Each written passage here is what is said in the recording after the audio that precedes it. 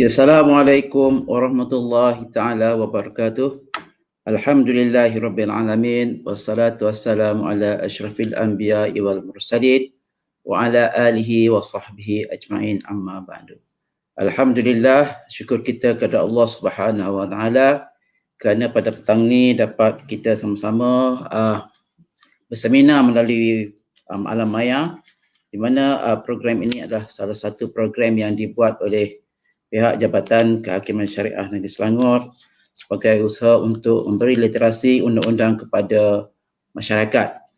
Tuan-tuan dan puan sekalian, alhamdulillah ini adalah siri kedua yang dianjurkan, di mana pada minggu yang lepas Datuk Ketua Hakim Syar'i telah pun memulakan program ini dengan tajuk perkahwinan.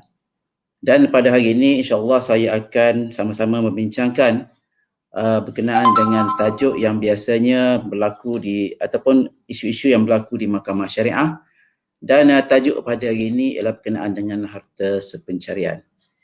Tajuk ini dipilih kerana memandangkan kepada banyaknya kes-kes yang melibatkan harta sepencarian yang kadang-kadang menimbulkan persoalan kepada kepada masyarakat. Jadi tuan-tuan dan puan-puan sekalian, pada petang ini, dalam tempoh sejam ini, insya-Allah kita akan sama-sama untuk berbahas sedikit dengan perkara ini. Dan tajuk pada hari ini dibuat adalah khusus kepada untuk orang awam, dan di mana perbincangan mungkinlah tidak begitu detail, dan perbincangan yang ada ini adalah berkaitan dengan peruntukan undang-undang yang ada dan juga proses-proses yang perlu dilalui oleh pihak-pihak di mahkamah nanti. Okey tuan-tuan dan puan-puan sekalian, insya-Allah tajuk ataupun topik yang pertama berkenaan dengan definisi harta sepencarian. Okey, sebelum kita memulakan sesuatu kes, adalah elok untuk kita mengetahui tentang duduk perkara ataupun definisi suatu perkara tersebut. Dalam isu ini, definisi harta sepencarian telah pun diberikan oleh undang-undang di bawah Seksyen 2 Enakmen Hukum Islam Selangor 2003, di mana harta sepencarian ini dinyatakan sebagai harta yang diperolehi bersama oleh suami isteri semasa perkahwinan berkuat kuasa mengikut syarat-syarat yang ditentukan oleh hukum syarak. Tuan-tuan dan puan-puan sekalian, walaupun undang-undang telah pun memberikan definisi ini, tetapi kalau kita melihat kepada buku-buku yang berkaitan dengan perbahasan mengenai harta sepencarian dan juga artikel-artikel yang ditulis oleh pengkaji-pengkaji, mereka ada memberi definisi-definisi yang berbeza. Namun bagi maksud kes di mahkamah akan menggunakan definisi yang telah pun ditetapkan oleh undang-undang. Jadi dalam undang-undang telah pun menetapkan bahawa harta sepencarian itu bermaksud harta-harta yang diperolehi bersama oleh suami isteri semasa perkahwinan berkuat kuasa mengikut syarat-syarat yang ditentukan oleh hukum syarak. Itu satu.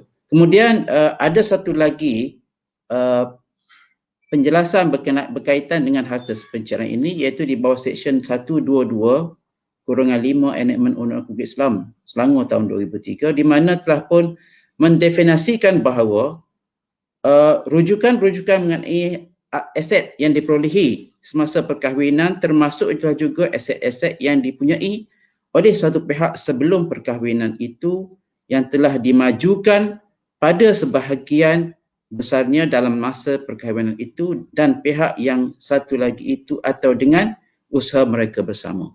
Jadi bermaksudnya kat sini, walaupun harta tersebut diperolehi oleh pihak-pihak sebelum perkahwinan, tetapi jika dimajukan selepas perkahwinan, dia juga termasuk dalam definisi harta sepencarian.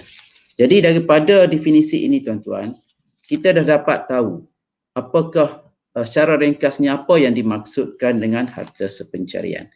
Pertama, kalau kita tengok kat sini, perkara yang paling penting untuk menentukan sesuatu harta itu harta sepencarian atau tidak ialah dengan melihat pemerolehan harta itu hendaklah diperolehi dalam tempoh suami isteri berkuat kuasa. Jadi kalau harta-harta itu diperolehi sebelum daripada sesuatu perkahwinan yang terkecuali daripada yang dimajukan tadi, maka harta tersebut bukanlah diistilahkan sebagai harta sepencarian. Begitu juga dengan syarat-syarat di mana syarat-syarat yang dikenakan dalam definisi ini adalah mengikut syarat-syarat yang ditentukan oleh hukum syarak. Bermakna harta itu mestilah harta yang diiktiraf oleh hukum syarak sebagai satu harta. Jadi kalau harta yang diperolehi dengan cara tipuan, cara yang tidak dibolehkan oleh hukum syarak, maka dia tidak diistilahkan sebagai harta. Satu lagi tuan-tuan, daripada harta sepencarian, definisi harta sepencarian ini ialah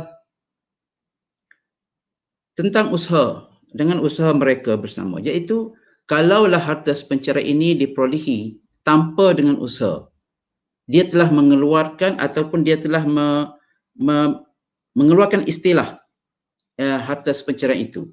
Bermakna contohnya harta-harta yang diperolehi dengan secara hibah oleh pihak-pihak, maka dia bukan harta sepencarian kerana bukan melibatkan usaha daripada pihak-pihak. Jadi daripada definisi ini sendiri kita dah dapat menentukan bahawa apakah jenis-jenis yang boleh dikatakan harta tersebut tergolong daripada harta sepencarian ataupun tidak. Itu yang pertama tuan-tuan. Okey, kita pergi kepada perbahasan kedua berkenaan dengan harta sepencarian ini, ialah berkenaan dengan bidang kuasa. Mahkamah manakah yang boleh mendengar bidang kuasa ataupun mendengar kes-kes harta sepencarian ini? Okey tuan-tuan, hal harta sepencarian ini telah pun dimasukkan dalam undang-undang pentadbiran ataupun undang-undang yang telah menentukan bidang kuasa mahkamah syariah. Okey, dalam Seksyen 61/3 Akta Pentadbiran Agama Islam Negeri Selangor 2003 telah pun menetapkan bahawa bidang kuasa untuk mendengar kes-kes harta sepencarian ini adalah terletak di bawah bidang kuasa Mahkamah Tinggi Syariah. Jadi dalam seksyen tersebut telah menyatakan dalam bidang kuasa maknanya mendengar dan memutuskan semua tindakan dan prosiding jika semua pihak dalam tindakan itu atau prosiding itu adalah orang Islam dan tindakan itu adalah berhubungan dengan pembahagian ataupun tuntutan harta sepencarian. Jadi asalnya ialah bidang kuasa ini adalah di bawah bidang kuasa Mahkamah Tinggi Syariah. Okay, seterusnya berkenaan dengan bidang kuasa. Juga di dalam bidang kuasa ini ada disebut bahawa untuk mahkamah juga diberi kuasa untuk memutuskan harta sepencarian ini di bawah diperuntukkan di bawah Seksyen 122 Akta Hukum Islam Selangor 2003, iaitu menyatakan bahawa mahkamah adalah mempunyai kuasa apabila membenarkan lafaz talak ataupun membuat suatu perintah penceraian untuk memerintahkan supaya apa-apa aset diperolehi oleh pihak-pihak itu sama ada dalam perkahwinan dengan usaha mereka bersama dibahagikan antara mereka, dan supaya mana-mana aset yang diperolehi oleh pihak-pihak itu dalam masa perkahwinan dengan usaha bersama mereka dibahagikan antara mereka, ataupun supaya mana-mana aset itu dijual dan hasil jualan itu dibahagikan antara pihak-pihak. Jadi di bawah Seksyen 122 ini telah pun menetapkan bahawa mahkamah yang membenarkan lafaz cerai ataupun membuat perintah perceraian diberi kuasa untuk mendengar kes-kes harta sepencarian ini. Dalam isu ini tuan-tuan, dia akan terjadi kekeliruan di mana dalam amalan semasa, mahkamah yang membenarkan perceraian ataupun mendaftarkan perceraian ini adalah Mahkamah Rendah Syariah. Tetapi dalam undang-undang telah pun menetapkan bahawa Mahkamah Tinggi Syariah yang boleh mendengar kes harta sepencarian. Ini bermakna walaupun Mahkamah Rendah Syariah yang memutuskan perceraian, tetapi Mahkamah Tinggi Syariah di negeri tersebut boleh mendengar dan memutuskan kes-kes harta sepencarian ini. Okey, Satu lagi, apabila kita melihat kepada bidang kuasa ini, akan timbul masalah selain daripada mahkamah tinggi yang ataupun di negeri yang membenarkan penceraian berlaku, akan timbul masalah di mana berlaku pihak-pihak telah pun keluar daripada negeri tersebut. Jadi isu yang timbul, adakah boleh untuk mahkamah yang lain itu mendengar, memutuskan kes-kes harta perceraian. Ini akan saya bincangkan selepas ni tuan-tuan. Okey, yang kedua, berkenaan dengan bidang kuasa tuan-tuan, dalam mahkamah menjalankan kuasa dia untuk memutuskan harta perceraian ini, ada timbul tentang di dalam Seksyen 122 itu juga telah pun dinyatakan tentang usaha bersama. Di bawah subseksyen 1 telah pun dinyatakan mahkamah boleh memutuskan harta perceraian yang mana dalam masa perkahwinan dengan usaha bersama. Jadi kalaulah mahkamah mendapati bahawa harta-harta tersebut telah pun diperolehi dengan usaha bersama, maka pertimbangan yang perlu dibuat oleh mahkamah ialah semasa memutuskan tersebut melihat kepada takat sumbangan yang telah diberikan oleh pihak-pihak dalam bentuk wang ringgit, usaha atau kerja bagi memperoleh harta tersebut. Itu yang utama, iaitu mahkamah perlu melihat kepada apakah usaha-usaha yang telah dibuat oleh pihak-pihak dalam kes tersebut bagi memperolehi harta, sama ada dalam bentuk wang, tenaga ataupun kerja. Okey, yang kedua, mahkamah juga perlu melihat kepada hutang yang digunakan untuk memperoleh harta tersebut. Yang ketiga, mahkamah juga perlu melihat keperluan anak-anak jika ada. Dan bertakluk kepada pertimbangan-pertimbangan tiga perkara tersebut, maka pihak-pihak yang memperoleh harta tersebut boleh diberi hak yang sama banyak. Itu secara umumnya itulah peruntukan undang-undang yang ada.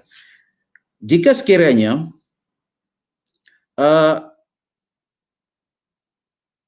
harta yang diperolehi tersebut adalah dengan usaha tunggal, iaitu harta yang diperolehi dengan usaha salah satu pihak tanpa sumbangan ataupun sumbangan secara langsung dalam bentuk keuangan kerja dan juga usaha, maka harta tersebut diistilahkan sebagai harta yang diperolehi secara tunggal, usaha tunggal satu pihak.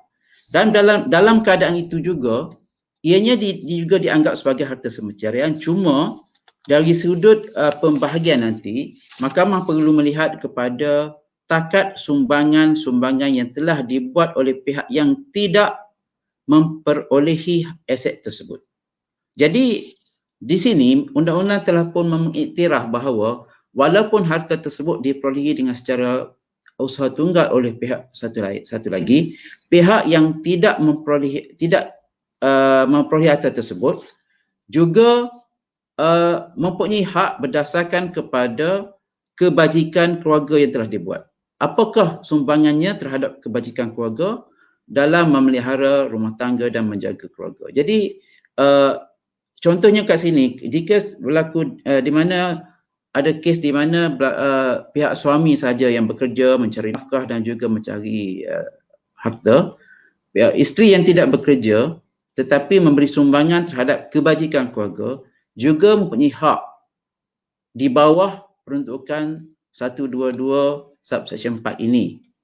Dan mahkamah perlu melihat setakat mana kebajikan yang telah pun ataupun sumbangan terhadap kebajikan keluarga yang telah disumbangkan oleh pihak yang tidak memperoleh harta tersebut. Begitu juga mahkamah perlu melihat kepada keperluan-keperluan anak jika ada daripada perkahwinan tersebut. Dan tertakluk kepada perkara-perkara tersebut, mahkamah boleh membahagikan harta-harta tersebut dengan kadar pembahagian yang kepada pihak yang memperoleh harta itu lebih banyak daripada pihak yang tidak memperoleh harta. Jadi di sinilah timbul istilah dalam penulisan-penulisan yang kita baca dalam artikel-artikel ataupun buku di mana ada istilah yang digunakan sebagai sumbangan secara langsung dan juga sumbangan secara tidak langsung. Okey, itu tentang bidang kuasa mahkamah dalam memutuskan perkara-perkara yang melibatkan harta sepencarian ini, tuan-tuan. Okey, saya akan terus kepada isu-isu yang berkaitan dengan permohonan pula. Okey, soalan yang timbul ialah siapakah yang boleh memohon harta sepencerian ini? Siapakah yang boleh memohon harta sepencerian? Okey tuan-tuan, harta sepencerian ini boleh dimohon oleh pihak yang suami isteri. Oleh kerana harta sepencerian adalah harta yang berkaitan dengan suami isteri, maka tuntutan harta sepencerian boleh dibuat kepada mahkamah oleh suami atau isteri ataupun oleh waris jika suami dan isteri itu meninggal dunia. Jadi kat sini, orang yang tidak berkaitan dengan harta tersebut, bukan suami, bukan isteri, maka mereka tidak punya hak untuk memfailkan harta sepencerian. Kecuali salah satu pihak itu telah pun meninggal, maka waris-waris yang sepatutnya menerima hak harta sepencerian itu bolehlah memfailkan harta sepencerian. Jadi dalam kes ini, dia akan mengecilkan skop bahawa kalaulah kata pihak-pihak telah pun bercerai, maka pihak ketiga yang bukan berkaitan dengan suami isteri seperti mana bapa saudara ke, datuk ke, mereka tidak mempunyai hak untuk memfailkan harta sepencerian kerana harta sepencerian ini adalah khusus kepada harta yang diperolehi oleh pihak-pihak semasa mereka menjadi suami isteri. Jadi kalau harta-harta itu diperolehi oleh pihak-pihak sebelum mereka ataupun yang tidak menjadi suami isteri, rakan dengan rakan misalnya, maka mereka tidak termasuk dalam istilah harta sepencerian. Mungkin di bawah perkongsian ataupun syarikat yang mana boleh dituntut di bawah undang-undang yang lain, bukan di bawah undang-undang hukum Islam yang ditadbirkan oleh Mahkamah Syariah. Okey, jadi kalau yang boleh memohon ini jelas, pihak suami atau isteri ataupun anak-anak ataupun waris yang oleh kerana meninggalnya salah satu pihak tersebut. Okey, sebab itulah kita tengok dalam mahkamah tidak ada tuntutan harta sepencerian oleh bapa saudara misalnya. Jadi itu yang pentingnya kat situ untuk mengetahui. Jadi bila tuntutan ini boleh dibuat? Adakah boleh dibuat pada bila-bila masa saja? Adakah boleh dibuat selepas harta tersebut telah hilang? Jadi kalau kita tengok kat sini, undang-undang telah pun memberi undang-undang telah memberi empat masa ataupun keadaan di mana tuntutan harta sepencerian ini boleh dibuat. Yang pertama semasa pihak-pihak masih lagi suami isteri tetapi jika suami itu berpoligami. Jadi apabila pihak suami berpoligami, maka salah satu hak yang diberikan oleh undang-undang kepada isteri yang sedia ada ialah untuk menuntut hak harta sepencerian selepas poligami itu dibenarkan. Bermakna supaya tidak bercampur di antara usaha-usaha yang dilakukan ataupun pemerolehan harta yang diperolehi dalam tempoh perkahwinan pertama bercampur dengan harta-harta yang diperolehi selepas perkahwinan yang kedua dan ketiga. Jadi mana-mana isteri-isteri yang suaminya berpoligami bolehlah untuk memfailkan ke mahkamah untuk mendapatkan hak harta sepencerian sebelum harta-harta baru diperolehi dalam tempoh perkahwinan kali kedua. Okey, yang itu yang pertama. Yang kedua, harta sepencerian boleh dituntut apabila berlaku perceraian di antara suami dan isteri. Okey, semasa berlaku perceraian suami dan isteri, mahkamah boleh terus menetapkan hak harta sepencerian. Contohnya begini tuan-tuan, apabila suatu permohonan perceraian telah pun difailkan oleh pihak-pihak, maka dalam proses perceraian tersebut, pihak-pihak telah pun mendapat persetujuan berkenaan dengan harta-harta yang mereka perolehi dalam tempoh perkahwinan. Jadi, semasa perceraian itu berlaku, mahkamah mempunyai kuasa untuk terus menetapkan kadar pembahagian harta perceraian yang telah dipersetujui oleh pihak-pihak. Okey, dalam semasa perceraian suami isteri. Yang ketiga, tuntutan harta perceraian juga boleh dibuat selepas berlakunya perceraian di antara suami isteri. Bermakna dalam kes di mana perceraian telah pun dibuat dan telah disahkan, maka selepas daripada perceraian itu telah pun berlalu, pihak-pihak daripada perceraian itu boleh sama ada suami atau isteri memfailkan harta perceraian di mahkamah. Okey. Dan yang keempat ialah berlaku kematian suami isteri. Bila berlaku kematian pihak suami dan isteri, maka harta-harta itu sebelum diagih-agihkan ataupun sebelum difaraidkan di antara waris-waris, maka bolehlah ditentukan bahagian harta perceraian pihak yang meninggal terlebih dahulu, di mana harta tersebut boleh dijadikan harta faraid pihak yang meninggal. Maka pihak yang hidup boleh mendapat bahagiannya daripada harta tersebut. Jadi contohnya kalau suami isteri telah pun meninggal, sama-sama bekerja, ada harta-harta, selepas suami meninggal, maka isteri yang balu tersebut boleh menuntut harta perceraian, ambil bahagiannya dulu, dan bahagian suami tersebut bolehlah difaraidkan mengikut hukum syarak, dan daripada faraid tersebut pihak isteri akan dapat lagi lah bahagian faraidnya daripada harta suami. Jadi di sini cuma kadar pembahagiannya itu bergantung kepada persetujuan waris, ataupun kalau para waris tidak bersetuju, maka berlakulah kat situ satu perbicaraan yang mahkamah kena tentukan sebenarnya berapakah hak harta perceraian pihak isteri yang masih hidup tersebut. Okey, itu berkaitan dengan bila tuntutan harta perceraian boleh dibuat. Okey, isu seterusnya berkenaan dengan di mana harta perceraian ini boleh dituntut. Isu ini timbul tuan-tuan kalau dia melibatkan tempat. Di mana tempat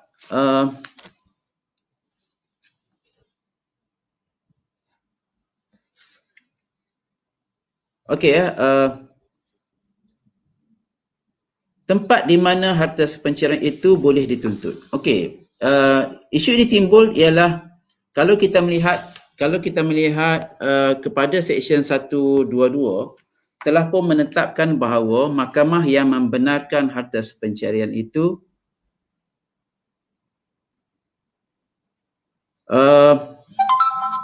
mahkamah yang membenarkan harta perceraian mempunyai kuasa untuk mendengar kes-kes harta perceraian.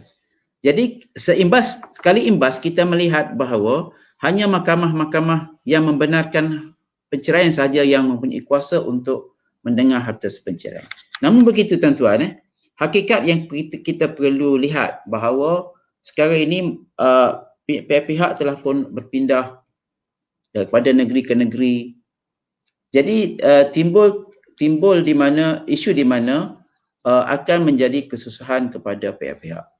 Jadi dalam keadaan ini tuan-tuan, pihak Jabatan Kehakiman Syariah Malaysia telah pun membuat satu arahan amalan di mana arahan amalan yang lama yang menetapkan bahawa berdasarkan Seksyen 122 itu hanya di Mahkamah Syariah yang membenarkan perceraian sahaja boleh difailkan tuntutan harta perceraian. Tetapi mulai 2017 mahkamah telah pun membenarkan tuntutan-tuntutan dibuat di tempat di mana pihak-pihak berada. Bermakna berdasarkan pada kes-kes yang telah diputuskan, harta perceraian ini boleh dituntut pertama di mahkamah yang membenarkan poligami atau memerintahkan poligami. Yang kedua, mahkamah yang membenarkan perceraian atau pendaftaran perceraian. Ketiga, mahkamah yang di tempat pihak-pihak itu tinggal. So sekarang ini pihak-pihak boleh membuat tuntutan harta perceraian ini sama ada di tempat bercerai, sama ada di tempat poligami, ataupun sama ada di tempat pihak-pihak itu tinggal. Jadi lebih memudahkan orang awam lah dalam membuat. Okey,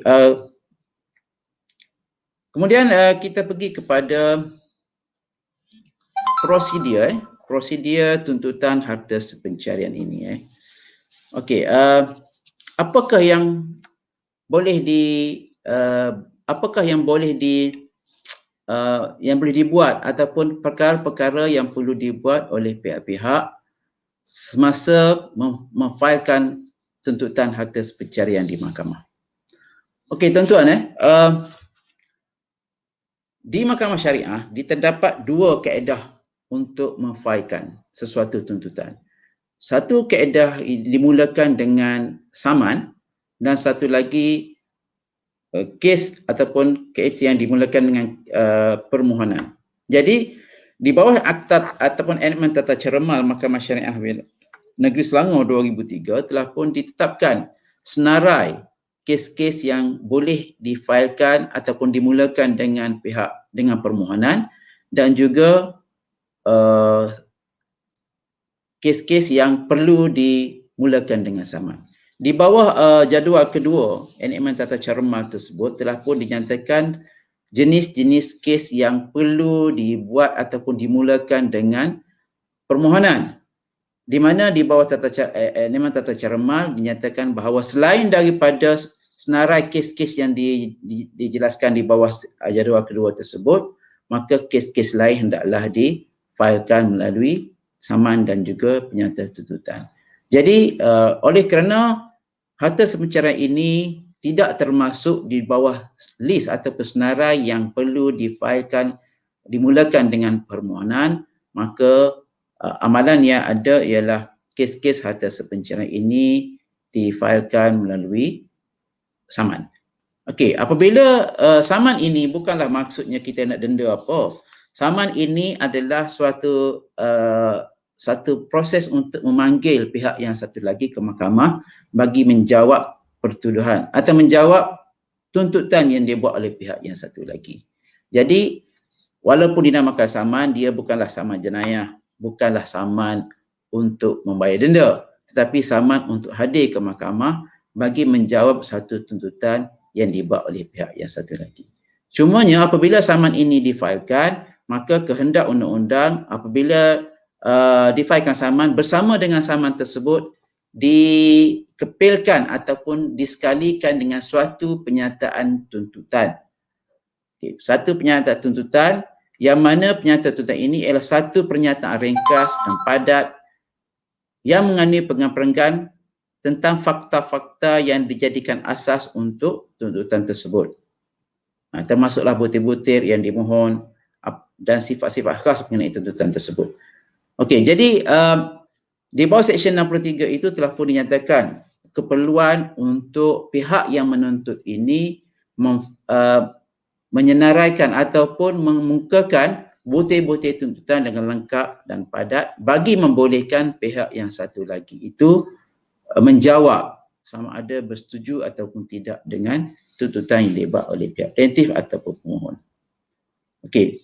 Jadi apabila permohonan harta pencarian ini telah pun difailkan, apa yang perlu di dalam penyataan tersebut ialah dengan menyatakan dengan secara terperinci apakah jenis tuntutan tersebut, apakah harta yang nak dituntut, berapa harganya, bila dibelinya, dan apakah sumbangan pihak yang menuntut itu kepada harta tersebut.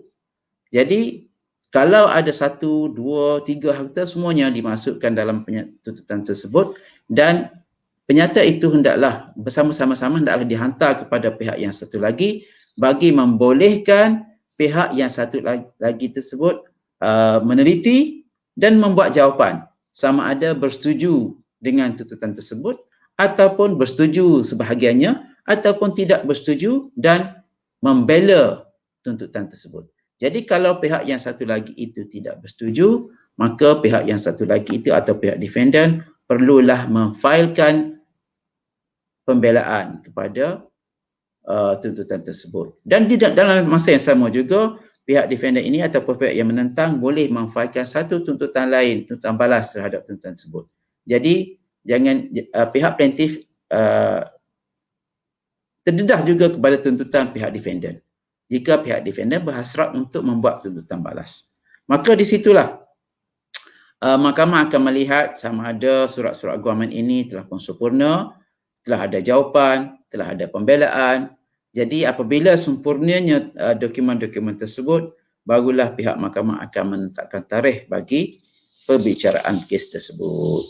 Jadi tuan-tuan dan puan-puan sekalian,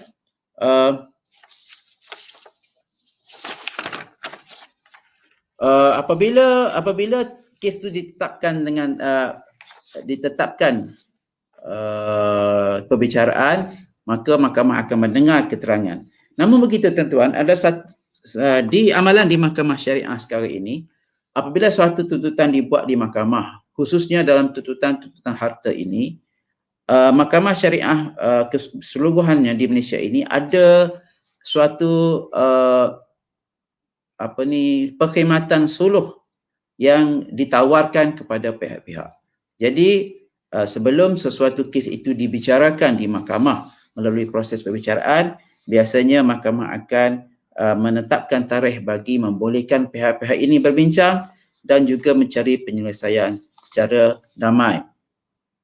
Bermakna kalau pihak-pihak itu boleh mencapai titik persamaan ataupun persetujuan untuk menyelesaikan kes ini tanpa melalui perbicaraan, maka kes ini boleh diselesaikan tanpa pihak-pihak itu menghadiri proses perbicaraan. Okey, jadi itu secara ringkasnya tuan-tuan berkenaan dengan harta semencarian, iaitu berkaitan dengan peruntukan undang-undang dan proses yang ada. Cuma dalam kes ini tuan-tuan, dalam bab kedua ini ialah berkaitan dengan pembicaraan, kita pergi secara detail lagi. Apakah yang dikatakan harta-harta, contoh-contoh yang boleh kita katakan sebagai harta pencarian ataupun bukan harta pencarian. Okey. Balik kepada definisi yang awal tadi, bahawa harta pencarian ini adalah harta yang diperolehi oleh pihak-pihak dalam tempoh perkahwinan dengan usaha bersama. Maka harta-harta yang diperolehi oleh pihak-pihak secara dapatan ataupun harta pusaka, hadiah, hibah, harta bawaan, harta yang memang ada sebelum perceraian, sebelum perkahwinan, itu semua tidak dikategorikan sebagai harta sepencarian. Okey. Itu yang pertama, yang paling penting lah tuan-tuan. Yang kedua berkenaan dengan isu-isu yang berkaitan dengan hukum syarak. Jadi ada setengah-setengah ataupun ada perbincangan ataupun ada hujah-hujahan yang mungkin di peringkat akademik bahawa asal harta sepencarian di peringkat mana? Apakah asal harta sepencarian ini daripada hukum Islam ataupun daripada adat-adat Melayu? Okey, umumnya harta sepencarian ini hanya wujud, yang dinamakan harta sepencarian ini hanya wujud di kalangan orang-orang Melayu di Nusantara ini. Namun begitu tuan-tuan, oleh kerana pada orang tua kita zaman dulu sama-sama mengerjakan harta sepencarian ataupun memperoleh harta, sama-sama cari, maka adat ini adalah adat yang diterima oleh orang Melayu dan dianya tidak bertentangan dengan hukum syarak. Sebab tu dalam perbahasan yang dibuat oleh ulama-ulama kita terdahulu, ada menyentuh juga berkenaan dengan harta-harta suami isteri, dan ada juga rujukan-rujukan dibuat oleh pihak mahkamah dan juga para akademik yang telah pun kita boleh rujuk di bawah di dalam kitab Ruqyah Al-Mustarsyidin ni, di mana isu-isu berkaitan dengan perbahalan suami isteri ataupun pencampuran harta suami isteri itu pun dibincang dalam kitab tersebut. Jadi secara umumnya harta sepencarian ini adalah suatu adat Melayu yang baik yang diterima oleh syarak sebagai satu hukum dalam kaedah al-adah al-muhakkamah. Jadi tidak timbul isu tentang harta sepencarian ini adalah harta yang hanya adat Melayu dan tidak ada sumber ataupun disandarkan kepada nas syarak. Itu ya.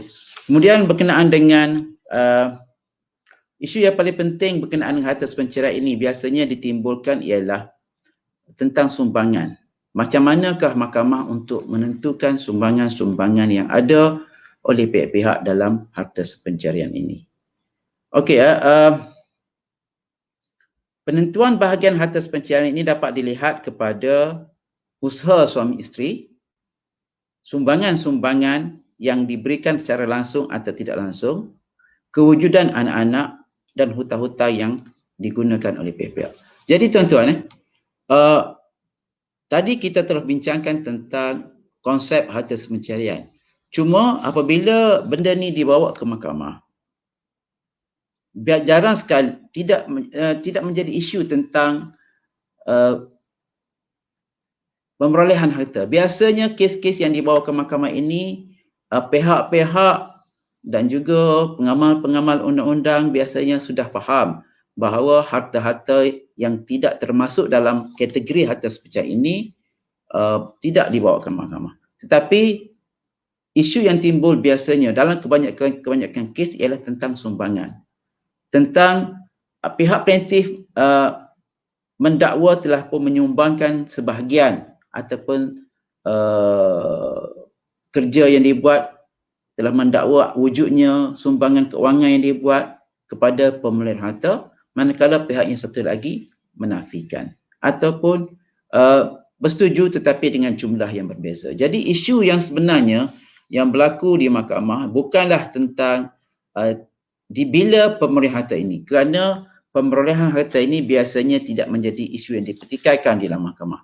Lebih-lebih lagi dalam keadaan dunia sekarang ini, semua pembelian ataupun pemerolehan harta itu diperolehi dengan cara berdokumen. Jadi apabila ada dokumen, maka isu tentang tempoh ataupun tarikh pemilikan harta itu tidak menjadi suatu isu yang dipertikaikan lagi. Mungkin isu ini timbul pada kes-kes yang terdahulu di zaman-zaman awal-awal kita merdeka dulu, di mana rekod pemerolehan harta tidak dibuat ataupun diselarakan dengan betul. Jadi maka timbullah isu tentang bila harta itu diperolehi. Tetapi dalam dunia yang sekarang ini, tempoh ataupun bila bermulanya pemerolehan harta itu sudah tidak menjadi begitu perkara yang dipertikaikan oleh pihak-pihak. Isu yang paling utama yang dipertikaikan yang menjadi masalah dalam pembahagian harta sepencarian ialah berkenaan dengan sumbangan pihak-pihak. Masing-masing mendakwa menyumbangkan harta ataupun keuangan dalam memperolehi harta tersebut. Jadi kalau untuk menentukan bahagian-bahagian pihak-pihak ini, mahkamah perlu lihat kepada proses harta itu diperolehi. Sama ada dia diperolehi secara total persendirian ataupun betul-betul bersama ataupun campuran yang tidak diketahui bahagiannya. Jadi ada tiga masalah tentang sumbangan ini. Sama ada memang diperolehi secara totally perseorangan ataupun memang dua-dua sama banyak ataupun tidak diketahui siapa yang lebih banyak. Di sinilah pentingnya pihak mahkamah untuk menentukan, menilai dan juga memperolehi bukti tentang pembayaran-pembayaran yang telah dibuat. Okey, jadi itu tentang pembahagian. Yang kedua berkenaan dengan pembahagian yang dibuat sama dalam apabila berlaku poligami ni, tuan-tuan. Banyak yang berlaku ialah kadang-kadang pihak suami ini tidak memaklumkan tentang perkahwinan keduanya. Jadi masalah lah apabila pihak isteri yang pertama ni tidak tahu tentang bilakah berlakunya poligami. Dan hak yang diberikan oleh undang-undang kepada isteri yang kedua ini, isteri yang pertama ini ialah untuk memfailkan suatu permohonan harta sepencarian bagi menentukan apakah harta-harta yang diperolehi tersebut berapa haknya sebelum perkahwinan kedua pihak suami. Okey. Cuma masalahnya sekarang ni siapakah yang akan memulakan tindakan tu. Okey, jadi ada isu yang menyatakan bahawa sekiranya pihak suami yang berpoligami itu tidak mendaftarkan perkahwinannya, boleh atau tidak isteri yang pertama ini memfailkan permohonan untuk mendapatkan harta sepencarian. Jadi kalau di sinilah isunya timbul, maka ada saranan supaya pihak isteri pertama ini apabila mengetahui suami ini telah berpoligami, ini berpoligami yang tidak dibenarkan oleh undang-undang lah. Kalau suami berpoligami dengan kebenaran mahkamah, biasanya mahkamah akan maklum kepada pihak isteri yang pertama. Tetapi perkahwinan-perkahwinan yang dibuat secara sindiket ataupun perkahwinan negara ini, apabila pihak isteri pertama telah mengetahui tentang perkara tersebut, dia hendaklah melaporkan kesalahan itu kepada pihak berkuasa agama dan bolehlah selepas itu memfailkan permohonan untuk mendapatkan harta sepencarian tersebut. Okey. So apakah berkenaan dengan sumbangan, kemudian kita balik kepada sumbangan. Apakah sumbangan langsung dan juga sumbangan yang tidak langsung? Tadi dalam Seksyen 122 itu telah pun menjelaskan bahawa sumbangan langsung bermakna sumbangan dalam bentuk keuangan yang telah diberikan oleh pihak yang satu lagi terhadap pihak. Sumbangan keuangan ialah sumbangan secara langsung adalah sumbangan keuangan yang telah diberikan oleh pihak-pihak dalam memperoleh harta tersebut, dan juga sumbangan dalam bentuk kerja dan juga tenaga. Bermakna kalaulah harta tersebut diperolehi dengan cara pembelian daripada pihak, misalnya rumah dibeli dengan pihak pemaju, maka sumbangan langsungnya ialah duit yang dikeluarkan oleh pihak-pihak untuk membeli rumah tersebut. Jika harta tersebut diperolehi dengan cara mengerjakan tanah, contohnya mungkin zaman-zaman dulu suami isteri ini sama-sama mengerja tanah, dapat duit, beli tanah sama-sama, maka hasil kerja tersebut juga dianggap sebagai sumbangan langsung kepada pemeliharaan harta. Okey. Jadi jelas sumbangan langsung ini dalam bentuk keuangan, tenaga dan kerja bagi memperolehi harta yang dimaksudkan. Tetapi kalau dalam di mana isu kedua sumbangan tidak langsung ialah sumbangan-sumbangan pihak-pihak kepada kebajikan rumah. Ini yang banyak berlaku sekarang ini, di mana dalam rumah tangga hanya suami sahaja yang bekerja dan mencari nafkah, dan suami ini dapat duit, beli rumah, beli harta, didaftarkan atas namanya sendiri. So apakah pihak isteri yang duduk dekat rumah ini tidak punya hak untuk mendapatkan hak ke atas harta tersebut, sedangkan dia membuat kerja-kerja rumah? Maka di sinilah undang-undang telah pun memberi hak kepada isteri-isteri yang tidak bekerja di dalam harta yang diperolehi oleh suami atas asas sumbangan tidak langsung. Jadi sumbangan tidak langsung ini boleh kita tengok dan boleh kita kategorikan sebagai contohnya isteri memelihara rumah tangga atau menjaga keluarga untuk memberi kesediaan kepada suami dalam memperoleh aset tersebut. Maka sumbangan isteri dalam memelihara rumah tangga, kerohmanian rumah tangga, menjaga anak-anak, itu dianggap sumbangan tidak langsung kepada suami bagi dia memperolehi harta tersebut. Jadi daripada kes-kes yang berlaku, maka kita boleh simpulkan ataupun kita boleh ringkaskan sumbangan tak langsung ini ialah satu, menjadi isteri yang taat dan bertanggungjawab dan bersentiasa menjaga kehormatan suami. Kedua, memelihara rumah tangga atau menjaga keluarga untuk memberi kesediaan kepada suami dalam memperoleh aset. Yang ketiga, menemani suami dalam urusan-urusan bagi memperoleh harta tersebut. Kemudian memelihara anak yang masih kecil di bawah umur dengan baik, menjaga makan minum suami, pakaian suami dengan baik dan teratur, menjaga suami yang sakit, bekerja dan menggunakan duit gaji bagi membantu meringankan beban suami dalam rumah tangga. Okey, dalam kes di mana suami isteri sama-sama bekerja dan sama-sama menyumbangkan kepada rumah tangga, maka tetapi suami ini punya duit lebih untuk membeli harta, maka sumbangan isteri terhadap rumah tangga itu juga dianggap sebagai sumbangan tidak langsung dalam harta yang diperolehi oleh pihak suami. Jadi ringkasnya tuan-tuan, sumbangan langsung ini tadi sumbangan langsung menggunakan nama, menggunakan pengaruh diri untuk mendapatkan harta, mengeluarkan wang, kerja. Sumbangan tak langsung pula yang tadilah. Jadi kalau apa-apa kerja ataupun apa-apa sumbangan kat wang bagi secara langsungnya memperoleh harta itu, maka itu adalah sumbangan secara langsung yang mahkamah. Cuma masalahnya apabila mahkamah untuk menilai perkara tersebut, mahkamah biasanya akan meneliti secara detail tentang perkara tersebut. Jadi isu yang timbul dalam pembicaraan tuan-tuan ialah bagaimana pihak-pihak ini boleh membuktikan kes dakwaan mereka. Okey.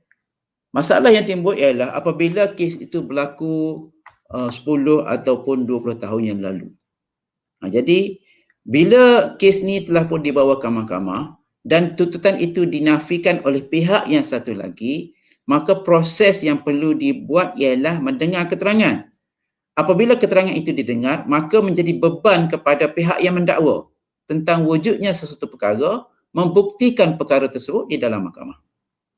Jadi kalau dalam kes ini, katakanlah si isteri ini telah pun memfailkan satu permohonan harta pencarian dengan suaminya yang telah bercerai, yang dia telah ceraikan ataupun dia telah bercerai dengan suaminya dalam tempoh 5 tahun.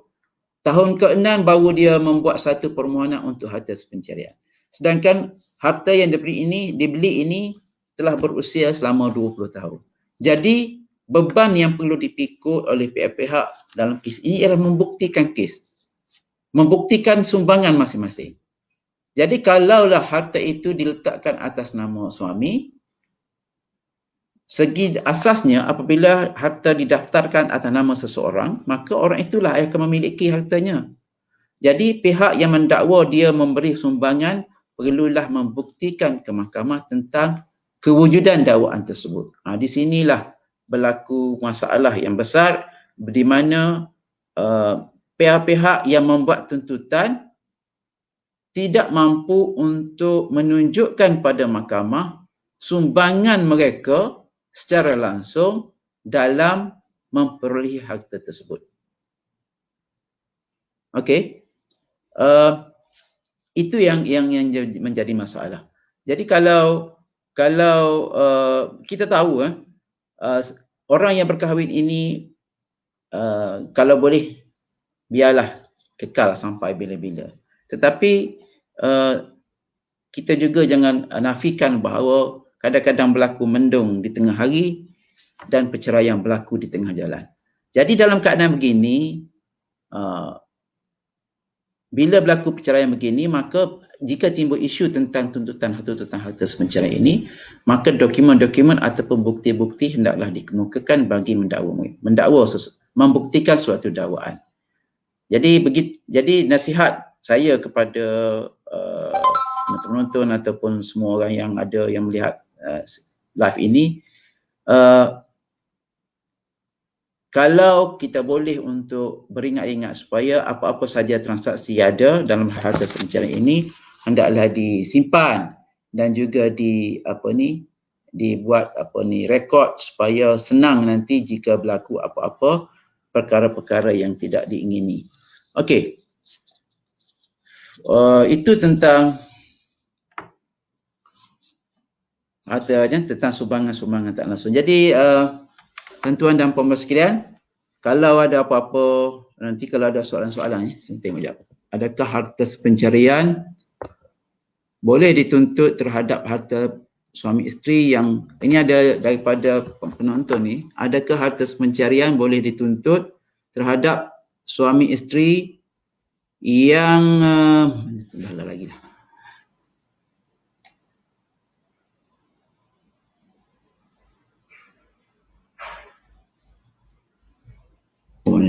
Nampak.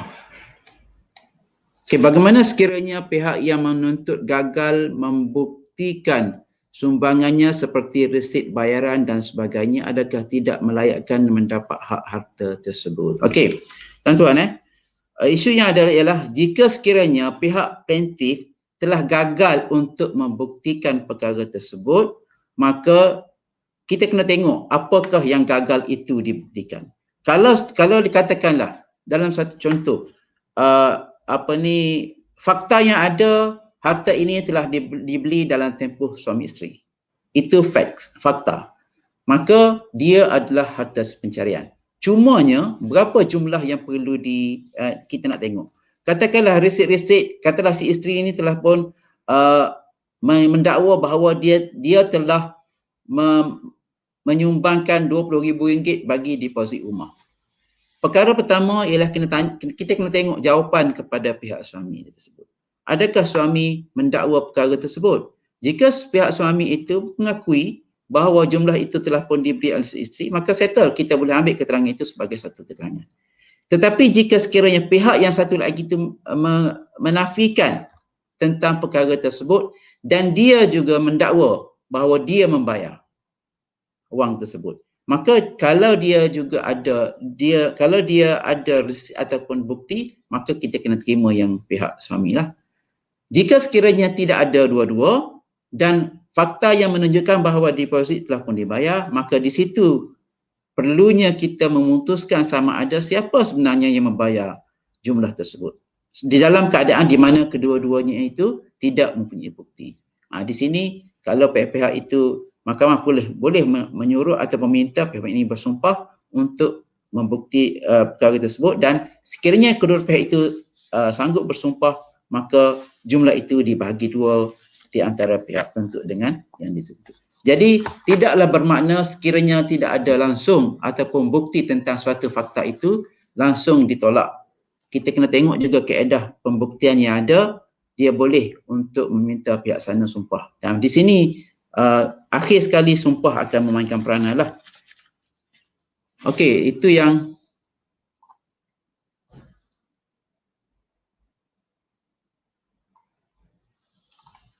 kemudian soalan lain, soalan seterusnya ialah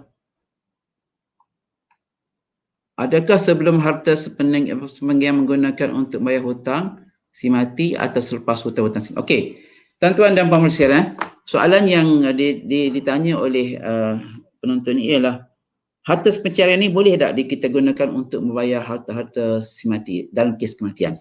Dalam kes kematian, tuan-tuan, apabila berlaku suatu kematian, maka harta ini perlulah dulu disettlekan jumlah-jumlah ataupun dibayar hutang-hutang dulu. Jadi kalau selepas hutang si mati, hibah si mati, kemudian barulah kita tengok pada harta sepencarian itu. Jadi kalau harta sepencarian ini kita tengok kalau berapa sumbangan yang ada. Sebab harta si mati, hutang si mati mungkin termasuk dalam harta sepencarian itu. Jadi kalau dah settlekan semua, barulah yang bersih itu dibahagi untuk harta sepencarian. Jadi last sekali baru faraid.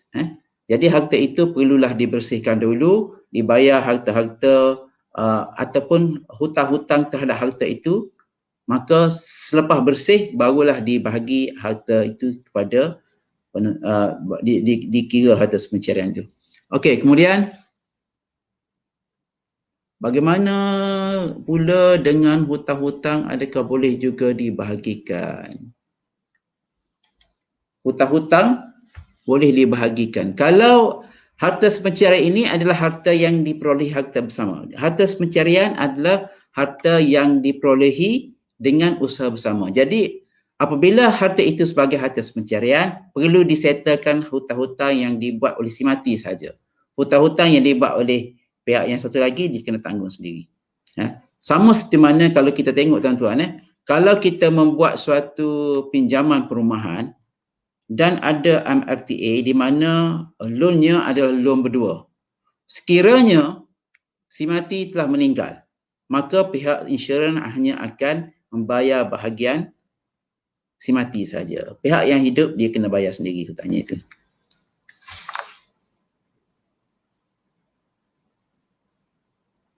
Okey.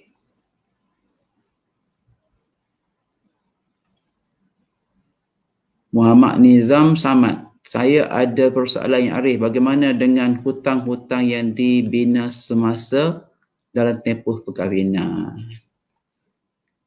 Okey, tuan-tuan Muhammad Nizam ada bertanya ni. Hutang-hutang yang dibina dalam tempoh perkahwinan. Okey, harta pencarian adalah harta-harta yang digunakan yang diperolehi dalam tempoh perkahwinan, dan hutang yang diiktiraf yang bersangkutan dengan harta pencarian ialah hutang-hutang yang digunakan bagi maksud memperolehi harta tersebut. Jadi kalau berlaku perceraian di antara pihak plaintiff dan defendant, suami dan isteri, dan harta itu diiktiraf sebagai harta pencarian, maka keuntungan harta tersebut diperolehi secara bersama dan hutang juga ditanggung secara bersama oleh pihak-pihak. Jadi kalau yang menuntut harta ini, contohnya lah tuan-tuan, mungkin kalau tuntutan tersebut dia buat terhadap suatu rumah, maka kemungkinan jumlah yang ada melebihi nilai rumah tersebut melepasi nilai hutang yang ada. Biasanya rumah ini dia akan melebihi harta jumlah hutang. Tetapi katakanlah suatu tuntutan dibuat berkenaan dengan sebuah kereta, dan apabila berlaku perceraian, kereta tersebut dituntut dan diisytiharkan sebagai harta pencarian, maka nilai harta tersebut hendaklah diberi dua. Nilai harta tersebut hendaklah dibahagi dua di antara pihak plaintiff dan defendant, termasuk hutang terhadap kereta tersebut. Jadi apabila harta itu diisytiharkan sebagai harta pencarian, maka keuntungan bagi harta itu tersebut dinikmati oleh kedua-dua pihak, dan juga kerugian ataupun liability harta tersebut juga ditanggung oleh kedua-dua pihak.